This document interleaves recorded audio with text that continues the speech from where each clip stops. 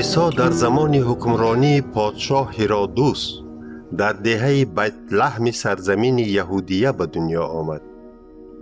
بعد از تولد او یک چند ستاره شناس از سرزمین شرق به شهر اورشلیم آمده پرسیدند کجاست آن کودک نوزاده که شاه یهودیان است؟ ما ستاره او را در شرق دیدیم و آمدیم تا که به او سجده کنیم.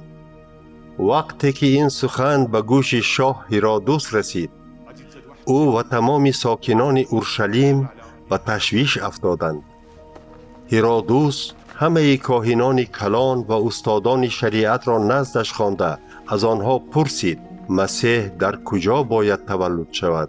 آنها در جواب گفتند در بیت لحم سرزمین یهودیه، چون که در یکی از کتاب‌های پیغمبران چنین نوشته شده است: ای بیت لحم که در سرزمین یهودا هستی، تو از دیگر شهرهای بزرگ یهودا هیچ کمی نداری، زیرا از تو سروری می براید و او خلق من اسرائیل را چوپانی می کند. سپس هرودوس ستاره شناسان را پنهانی دعوت نموده هنگام صحبت از آنها وقتی انیق پیداشوی آن ستاره را پرسیده گرفت. بعد آنها را به دهه بیت لحم روانه کرده گفت روید و درباره آن کودک درستکک پرسجو کنید. همین که او را یافتید به من خبر دهید تا که من هم رفته به او سجده کنم. بعد از صحبت با شاه ستاره شناسان به راه برآمدند. ستاره‌ای که آن را در شرق دیده بودند پیشا پیش آنها رفته در بالای آن جایی که کودک بود ایستاد.